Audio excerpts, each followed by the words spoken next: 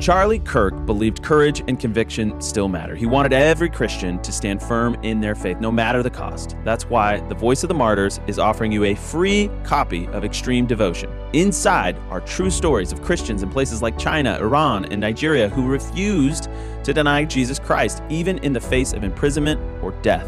Charlie's passion was to see that kind of faith in all of us. Get your free copy today at vom.org/Charlie. That's vom.org/Charlie.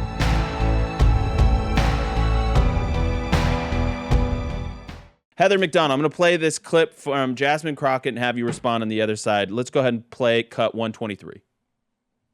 Now you want to go against every single immigrant. That doesn't make sense. And it's frankly not who we are, because if that's the case, let's talk about the white supremacists and how many of them need to be kicked out of this country, because I can guarantee you, I can track down more crimes that they've committed, because overall immigrants have a lower crime committal rate than white supremacists. But we don't want to talk about that in this country. We don't want to talk about that in this country. Heather McDonald, your reaction. I love to hear the left say, well, you don't want to paint an entire group with the sins of the one. Oh, I see. That's why we're all being packed off to white privilege training. You know, that these numerous white supremacists, and why the entire white race is, or Western civilization, Europeans are responsible for all the world's evils, which is, of course, a complete lie. I just have to say, Western civilization has saved the world from poverty and penury and oppression. But in any case, this is ludicrous. The white supremacist killings are absolutely horrible, but they are very, very few. We had in 2022, you had a 19-year-old who killed 10 people in a Buffalo grocery store. Then we all remember 2015, Dylan Roof killed 9 in a church in Charleston. These are white on black crimes. And he's sentenced to death. Whites are not the ones committing crimes overall in this country. The black-white crime rate is blacks are 35 times more likely to commit violence against whites than whites against blacks. As far as immigrants go, it's a very difficult topic, Andrew, because we have really lousy data.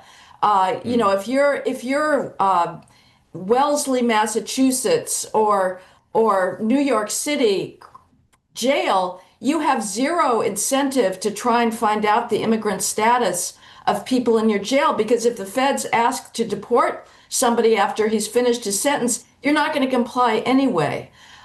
So the data that we have for especially illegal alien offending is very, very scattershot and incomplete.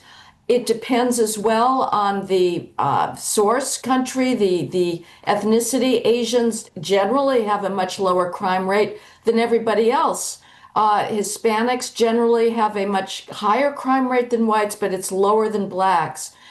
So generally, I would say my general rule of thumb is that by the second and third generation of immigrants, that's where you see crime going up as the children of immigrants assimilate into the underclass culture. The first generation, again, it's hard to know, but the issue, I think sometimes conservatives overstress crime and terrorism concerns, which need to be addressed, but the real issue is cultural change, and whether any society has the right to say, we prefer to stay the way we are, we prefer a particular cultural heritage, and we should be determining our own immigration policy, not people living outside the country determining our immigration policy for us by virtue of their decisions to enter the country overwhelmingly illegally. Well, I thought that was really, really well said. I think people tend to focus on the crime and the terrorism stuff because it's easier to talk about than the cultural assimilation arguments, and it's less uncomfortable for like a country club Republican. Yeah, they've been trained that it's not okay to just say, I want my country to be the way I remember it. I want to bequeath it to my children and our posterity. I want my country to remain my country and not become another person's It doesn't country. feel like America in so many places of the country anymore.